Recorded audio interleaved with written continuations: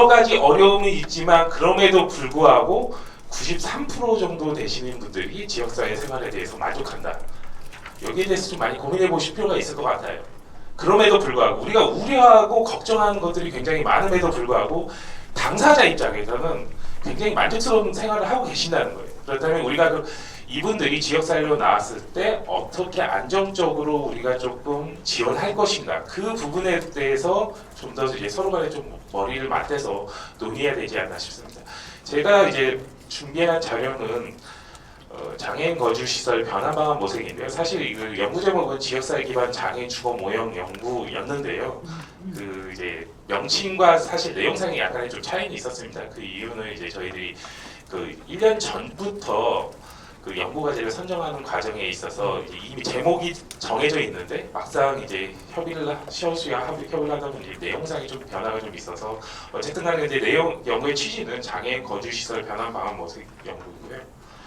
오늘 공유해드릴 내용은 크게 세 가지 파트로 나눠집니다. 이게 연구 배경이라든지 필요성 부분을 간단히 설명드리고 주요 연구 결과, 이해관계자는 어떠한 내용들에 대해서 의견을 나눴는지 그런 부분들을 좀 중점적으로 말씀을 드릴 거고요. 그렇다면 이제 향후 좀 서울시라든지 아니면 중앙정부, 지자체, 시설 자체적으로 고민해야 될 과제는 무엇이고 이것들을 어떻게 풀어야 할 것인지에 대한 것들에 대해서 설명해드리도록 하겠습니다.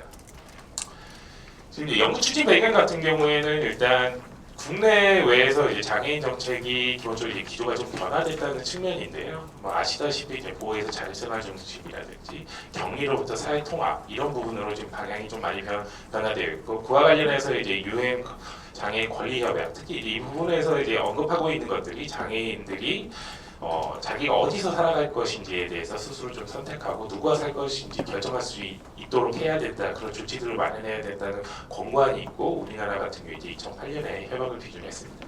그와 동시에 이제 중앙정부에서는 2011년부터 이제 장애인 거주 시설 소규모 정책을 추진했고요. 그래서 이제 30인 이하 시설, 30 이상 시설 같은 경우에 입소를 제한한다든지 이제 그런 부분을 추진했었고, 그리고 이제 문재인 정부 들어서도 이제 국정과제 하나로 중요한 과제로 여겨지고 있고, 이제 최근에 이제 국가인권에서 이제 탈시설 로드맵을 마련하라는 권고가 있기도 했습니다.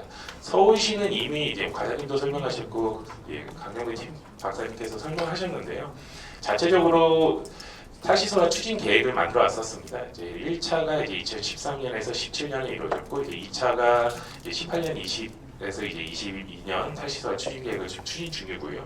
그와 동시에 2009년부터 전환 서비스와 자립생활주택을 운영하였습니다. 그 외에도 이제 서울시 시위로 자체적으로 이제 탈시설 장애인에 대해서 활동 지원을 좀 추가로 지원하는 정책들을 펼쳐왔습니다. 이러한 노력 끝에 서울시 자체적으로뿐만 아니라 중앙정부의 탈시설 정책을 견인하는 역할들을 했고, 그와 동시에 이제 다른 지자체들까지 좀 같이 참여하도록 하는데 큰 의미가 있다고 생각합니다. 그럼에도 불구하고 이제 이후에 설명드릴 내용 부분인데 이러한 정책들이 추진되면서 초창기에 굉장히 이제 추진력 있게 됐어서요. 그러다 이제 최근에 들어서 약간 이제 좀 정체되는 느낌들이 있어요. 실질적으로 퇴소 인원이라든지 그런 측면에서 여러 가지 어려움들이 있는데 그 근본적인 이유들이 무엇인지 이제 세부적으로 설명해드리도록 하겠습니다.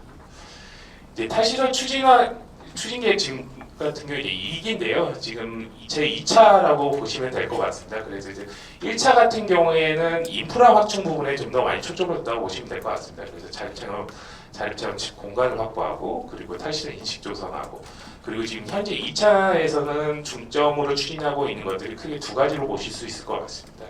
탈시설 가속화, 장애인 거주시설 변환 시범 사업인데요. 사실 제가 이 연구 과제를 처음 받았을 때 시설 변환이라는 용어 자체가 굉장히 생소했습니다. 아마 여러분도 그러실 거라고 생각합니다. 탈시설화, 탈시설, 시설 폐쇄 이러한 용어들에는 굉장히 익숙한데 시설 변환이라는 용어는 사실 국외 문헌에서도 굉장히 찾아보기 힘든 문헌이에요. 그래서 좀 이해하기 좀 어려웠는데 서울시와 여러 가지 좀 논의를 해보니까 근본적으로는 현재 시설을 어떻게 지역사회에 기반한 거주 서비스로 변형할 것인가, 그게 일단 한 축이고요. 그와 동시에 거주 서비스라든지 그런 것 외에 다른 새로운 사업으로 이제 목적 사업 자체를 전환하는 것, 이런 것들이 이제 크게 두 축으로 변환을 추진하는 것으로 지금 이제 연구 내용이 주어졌고요. 그래서 이제 장애인 거주 시설 변화를 촉진하기 위해서 어떠한 정책 기조의 변화가 있는지 제가 나름대로 좀 찾아보니까 이제 기존에 이제 시설 폐쇄라는 용어를 많이 써요. 아니면 탈시설이라고 이제 탈시로.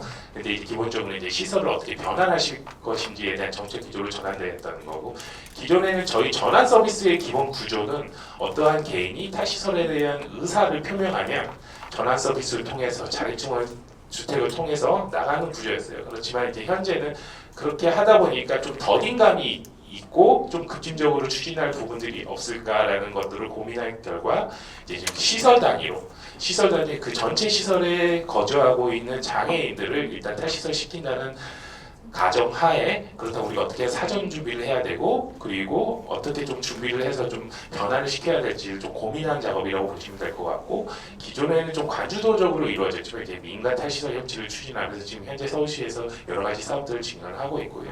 그리고 기존에는 이제 시설이나 이제 법인에서 좀 자체적으로 추진하기를 기대했지만, 이제 향후에는 그렇다면 우리가 이런 시설 변화를 추진하기 위해서 구체적으로 어떠한 제도적으로 지원할 수 있는 방법들이 있는지 한번 살펴보는 것으로 보시면 될 것 같습니다.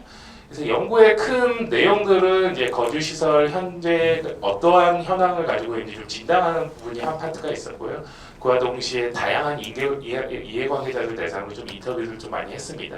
그리고 이제 장애인 거주시설 종사자 대상으로 전수조사를 한번 해봤고요. 특히 이제 고용 문제와 관련해서.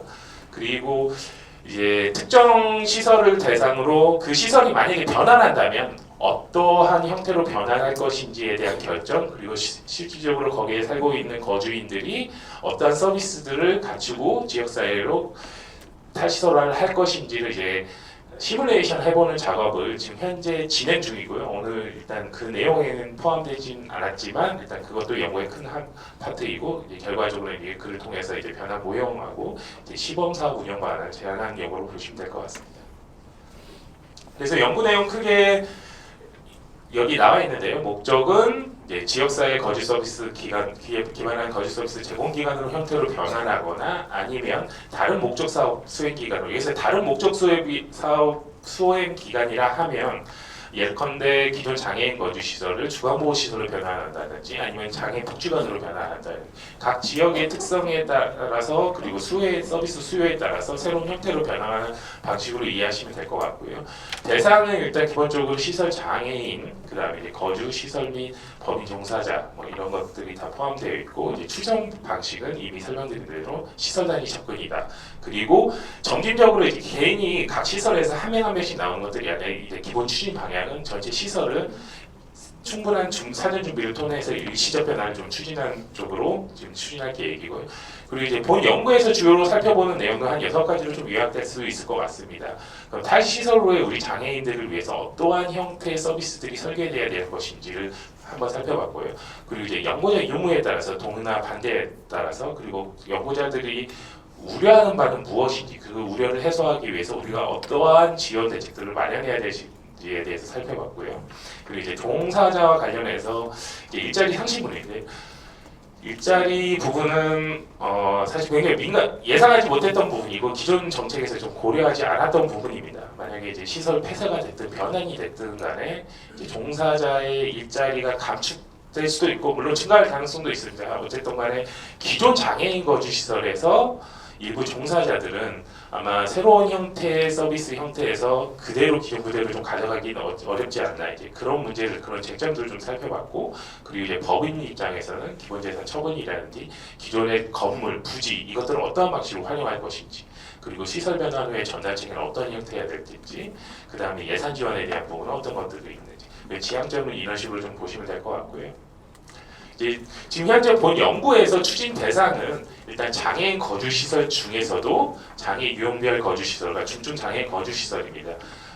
장애 영유아 거주시설은 굉장히 이제 특수성이 있는 부분이기 때문에 이제 현재 저희 연구에서는 좀 제외되고요. 그리고 이제 단기라든지 공동생활 가정 같은 경우에도 현재 저희 연구에서는 연구 대상으로 삼지 않았습니다.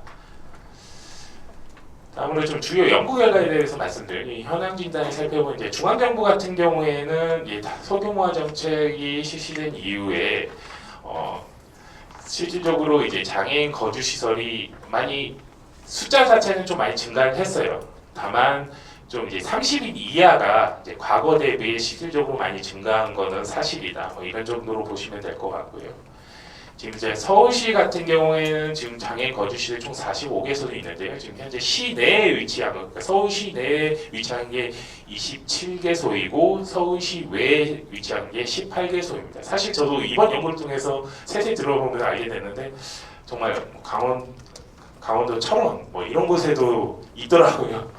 좀 사실 놀랍긴 했어요. 서울시에서 이제 직접적으로 용역보증을 받고 있는 시설들이 그런 외곽 지역에 좀 위치하고 있다는 거에 좀 놀랍기도 했는데 어쨌든 지금 현재 총 45개 시설이고 현재 이제 시설 장애 수는 서울시에서 나름대로 여러 가지 노력을 펼친 끝에 많이 감소했습니다. 645명 정도가 지금 현재 감소한 것으로 나오고요.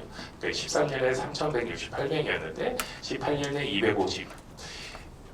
2,523명 정도가 됐고 장애인 거주시설 개소수 같은 경우에는 지금 이제 13년 대비 한 1개소 증가했는데 그간에 이제 2개소가 좀 신규로 생겨났고 그다음에 1개소가 좀 폐쇄를 했습니다. 그리고 이제 의미 있는 변화 중에 하나는 30인 이하 시설이 6개소에서 지금 12개소로 증가를 했습니다. 그만큼 이제 장애인 거주시설 내에서도 그리고 여러 가지 이제 제도적인 지원 방안을 통해서 과거 대비에는 굉장히 많이 줄어들었습니다.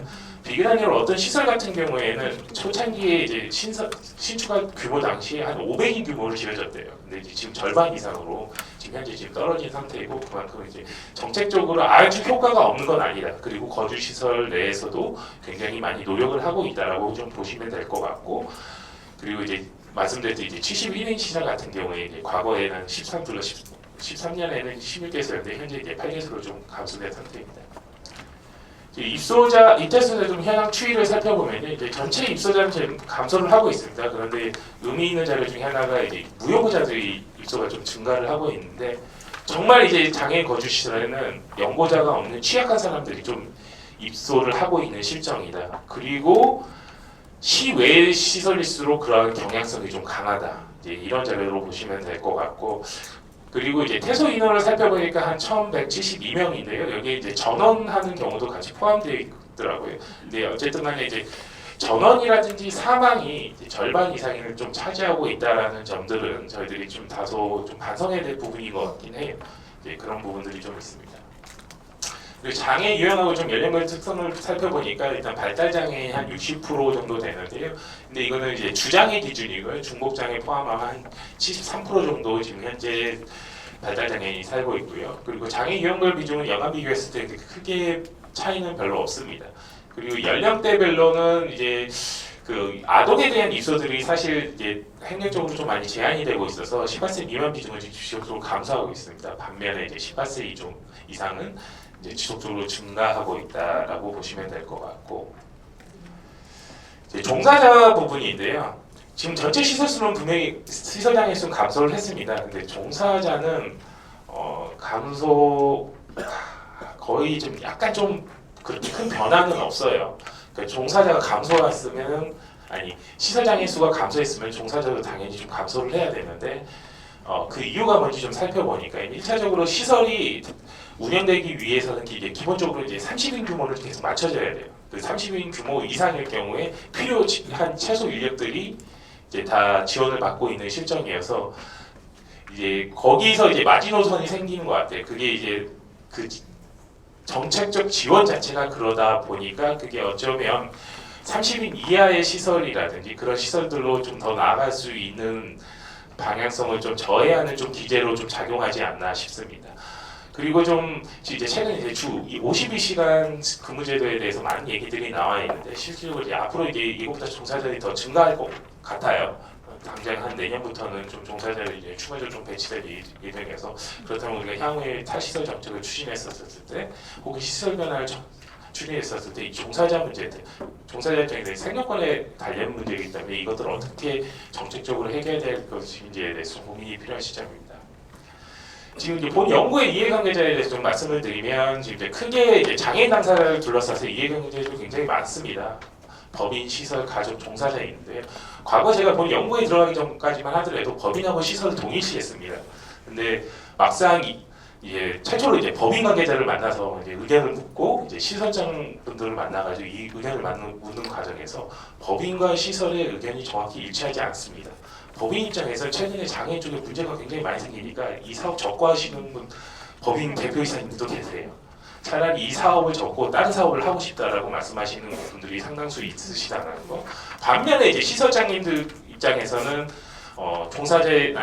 종사자 문제도 그렇고 이제 특히 이제 장애인 당사자의 부분과 관련해서 좀 이분들이 이제 지역사회에 나간 이후에 좀 지속적으로 좀 지원하고 싶어하시는 좀 의지가 반대로 좀 강하시다라는 것들을 좀 확인하게 됐고요. 그 이후에 이제 가족 종사자 이렇게 보시면 될 것 같습니다. 이해관계자별로 이제 일일이 만나가지고 좀 많이 대화를 했는데요.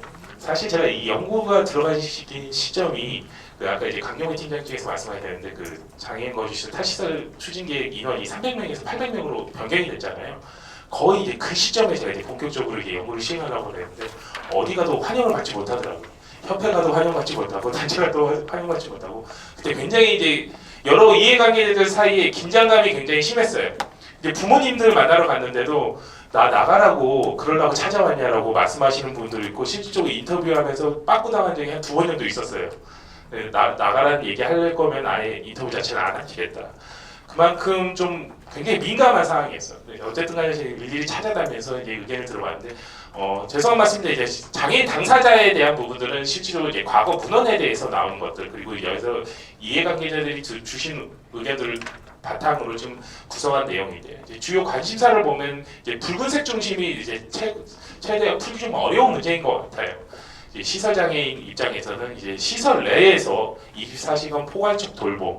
여기서 포괄적 돌봄이라 하면 뭐 주거부터 시작해가지고 먹고 입는 거 이런 것들 다 보다가 이제 밖에 나가게 되면 어떻게 지원할 것인데. 그리고 특히 이제 상시 돌봄이라든지 의료 지원이 필요한 중증 장애인들을 어떻게 할 것인데, 의사결정이 어려운 우리 발달 장애인들을 어떻게 할 것인데, 이제 이런 부분들에 대한 요구 사항들이 좀 강했고, 이제 가족 입장에서는 우리는 딱 그거예요. 가족이 시설에 맡기게 된 경로들은 근본적인 이유는 내가 지금 감당할 수 없기 때문이에요. 근데 이제 와서 다시 그 감당을 부담하라 그러면은 가족 입장에서는 굉장히 어려워하세요. 그리고 지금 시설에 맡김으로써 현재 생활을 유지하고 계시는데 다시 나한테 그러한 부담이 떨어지지 않을까. 이게 단순히 이제 경제적 부담을 떠나서 실질적으로 돌봄 부담이 좀 증가할 것이지 않을까라는 우려감이 굉장히 크고, 그리고 지금 최소한 장애인 거주 시설에 있으면 우리 자녀가, 우리 형제 자매가 여기서 죽을 때까지는 그래도 안전하게 보호를 받겠다는 기대감을 가지고 계시더라고요.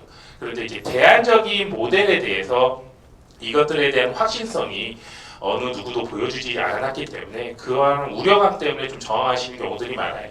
그런데 이제 아까 인터뷰하다가 이제 탈자를 맞았다는 말씀 드렸던 분이 있잖아요. 그런 분들에게 지속적으로 설명하고 소통하다 보면 이해를 하시더라고요. 가능성이 있겠더라고요. 그래서 가족들을 설득한 부분에 있어서는 저희들이 확실한 방향성만 보내준다면 충분한 좀 동의를 좀 얻을 수 있을 거라고 생각해요. 최근에 이제 어떤 분께서 저한테 좀 직접 연구가 다 끝나고 인터뷰 시간지도 좀 한 2달 됐는데 전화를 오시더라고요. 정말 실질적으로 그렇게 추진되냐? 그렇다면 나도 한번 다시 한번 재고해보겠다라는 말씀을 하시더라고요. 그래서 좀 긍정적으로 좀 검토하시는 분들도 있고요. 이제 종사자 부분은 생존권의 문제입니다. 오랫동안 현장에서 근무하시고 그러다가 이제 갑자기 좀 일자리를 잃어버릴 수 있는 그런 위기들, 그리고 혹은 일자리가 유지된다 그래도 나의 직무가 전혀 새로운 방향으로 바뀔 수 있는 그런 여지들, 이것들을 좀 어떻게 해결할 것인지에 대한 적극적인 좀 요구 사항들이 있는 상태고요.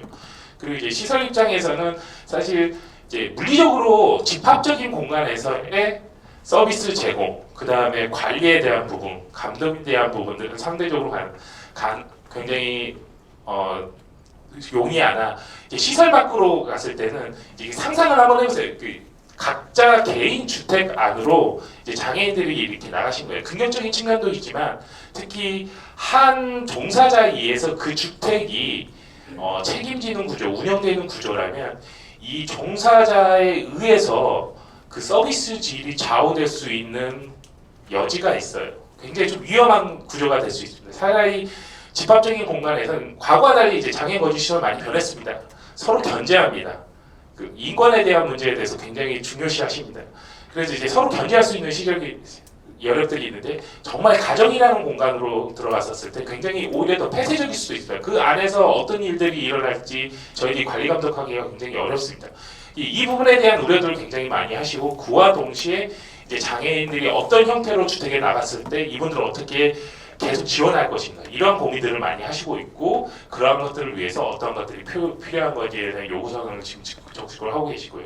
이제 법인 입장에서는 사업을 접고 싶어도 일단 그 사업과 관련되어 있는 그 기본 재산들, 건물이라든지 부지들을 어떻게 해결해야 될 것인지 그나마 이제 서울시 소재에 있는 건물들 같은 경우 괜찮습니다.